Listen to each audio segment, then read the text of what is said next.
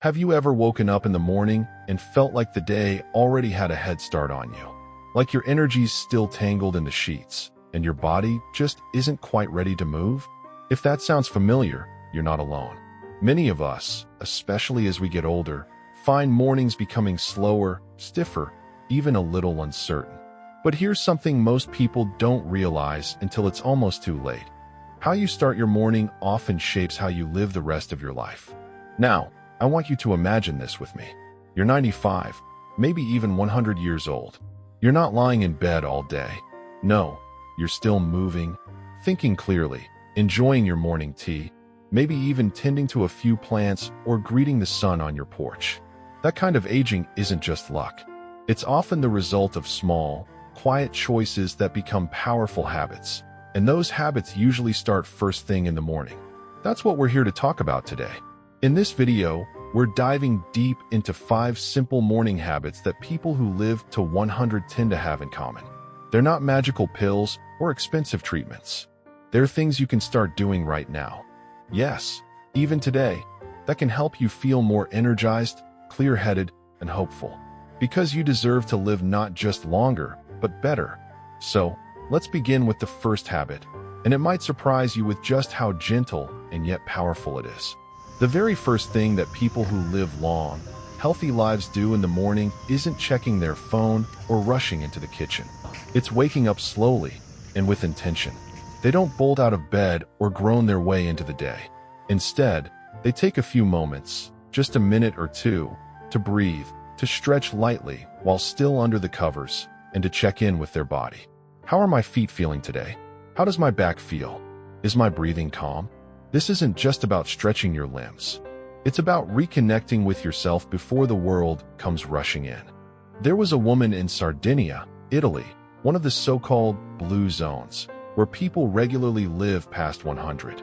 Every morning, she would lie still for a moment and say a quiet thank you. She'd stretch her arms above her head like a cat, smile to herself, and then whisper, "Another day, let's see what it brings." That habit might seem simple, even silly, but over time, it teaches your brain and your body that waking up is a gift. That mindset softens your stress, steadies your heart, and sets a tone of grace and gratitude for the day. And when we think about how much of aging is tied to stress, how cortisol damages memory, how it affects your heart, how it weighs down your body, it becomes clear that this tiny morning ritual of calmness might just be a quiet kind of medicine. Now, once you've gently woken up and acknowledged your body, the next habit kicks in, getting sunlight within the first hour of waking, if you can. This one is absolutely crucial. And yet, it's something many people overlook, especially as we spend more time indoors. Your body has something called a circadian rhythm. Basically, it's your internal clock that controls everything from sleep to digestion to mental clarity. And the strongest signal for that clock is sunlight. When you step outside in the morning and let that soft, golden light hit your skin and your eyes, even for just 10 or 15 minutes, you're doing more than getting some fresh air. You're telling your brain, it's time to wake up, time to produce energy, time to feel alive. And here's what's fascinating. Studies have shown that people who get natural light early in the day tend to sleep better at night. Not just more hours, but deeper, more restorative sleep. And as you may know, sleep is the quiet foundation of longevity. It's when your brain clears out toxins, your cells repair themselves, and your body truly rests. If stepping outside feels like too much, maybe it's cold, or your mobility is limited, you can still sit by a window with the sun coming in. Open the curtains, take a few deep breaths, even sip your tea with the light gently warming your face. The important thing is to let that natural rhythm guide you. Let your body remember what the morning feels like. And this brings us naturally to the third habit, one that might feel deceptively simple, but it's the anchor of every long-living culture on Earth: hydration. Yes, drinking water, but not just any time during the day. Right after waking up, before your coffee, before breakfast, before anything else. Just a simple glass of water, ideally room temperature or slightly warm, maybe with a slice of lemon if you'd like. Here's why it matters. Overnight, your body loses moisture through your breath, through your skin, even if you're not sweating. By morning, you're a little dehydrated, even if you don't feel it. And that dehydration can slow down your thinking, make your joints ache more, and even impact your mood. Long-living elders in Japan often begin their day with a ritual of sipping warm water. In Okinawa, they believe this clears the internal pathways, awakening the body gently, helping with digestion, and preparing them for movement. It's a kind of internal cleansing that costs nothing, takes just a minute or two, and sets everything in motion. You don't need to overthink it. You don't need fancy infused waters or supplements. Just water. Simple, pure, and healing. You might even find that it wakes you up more gently than coffee, and over time, your body starts craving it every morning. So, as you can see, these morning habits don't require youth, wealth, or perfect health. They just require presence, a decision to tune into your body, to treat the morning as something sacred, not rushed, not another chore to get through, but a doorway to the kind of life that still feels full of possibility, even at 70, 80, or 90. And with that, we've started to uncover the foundation of longevity, not in grand gestures, but in quiet, meaningful rituals.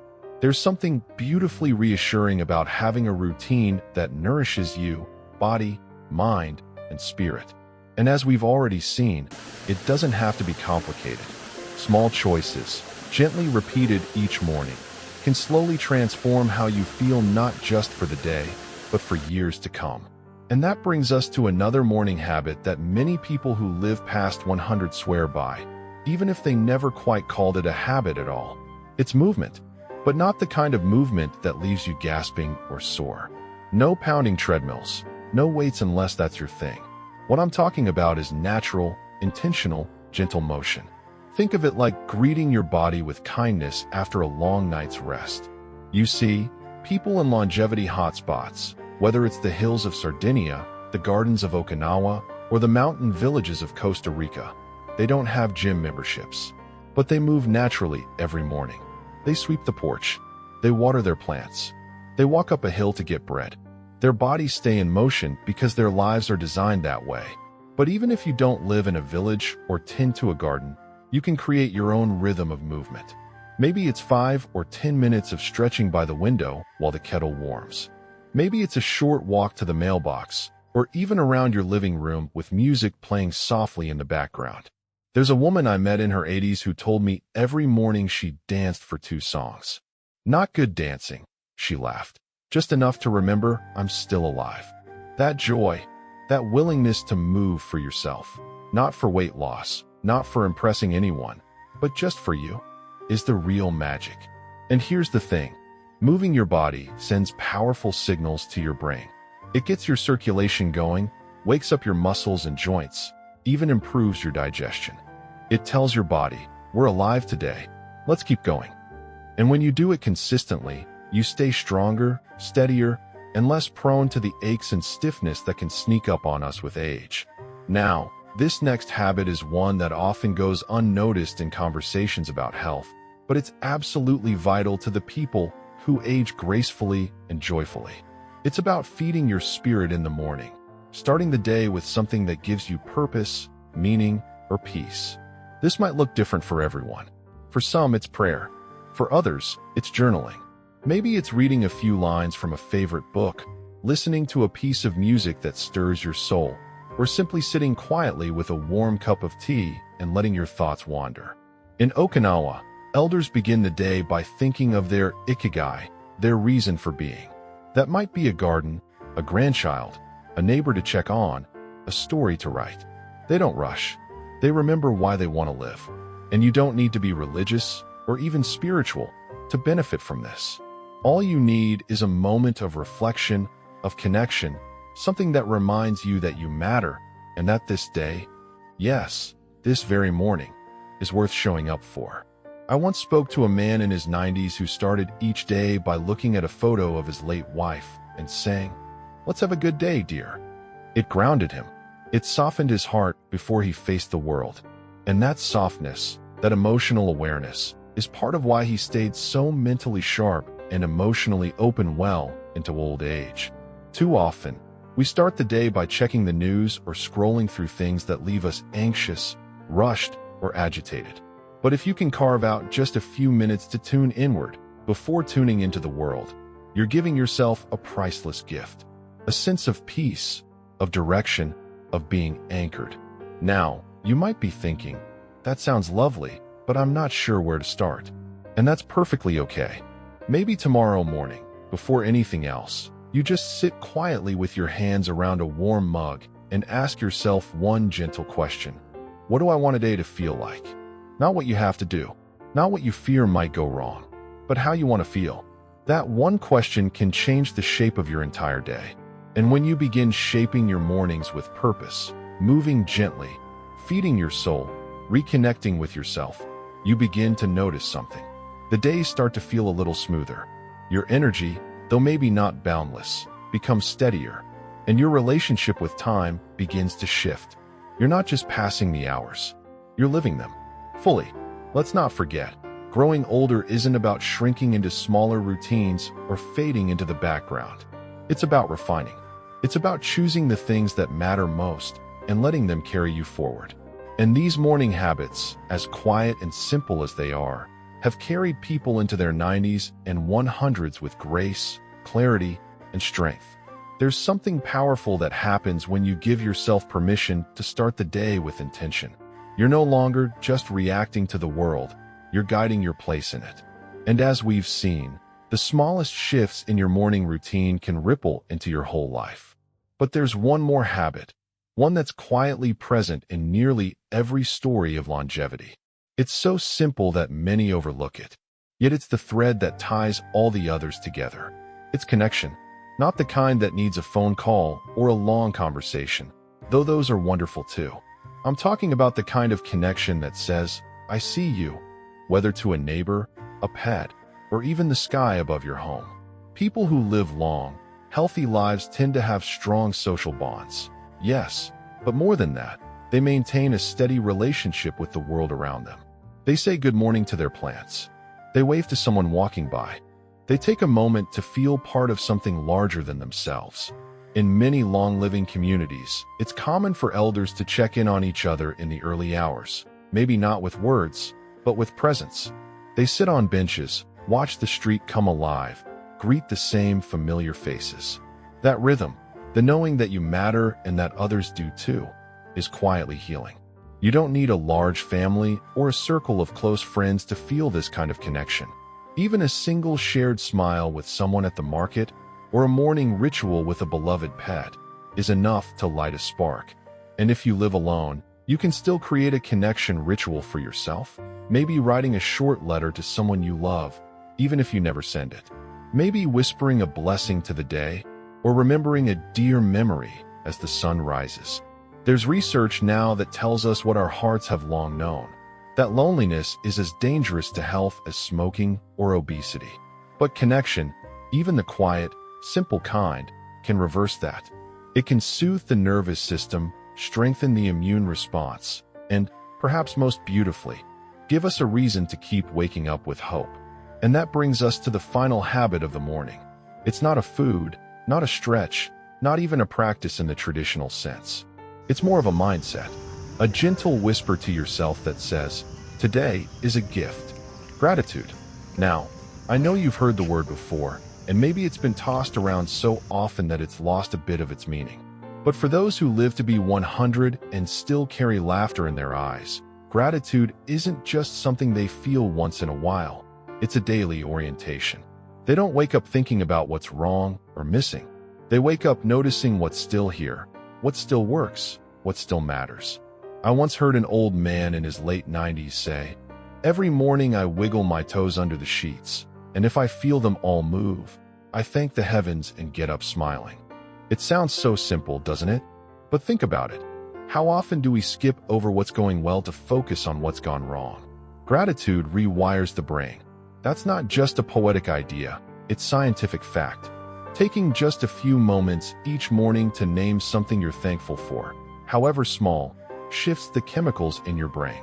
It calms anxiety. It steadies the heart. It gives you a perspective that softens the hard edges of the day ahead.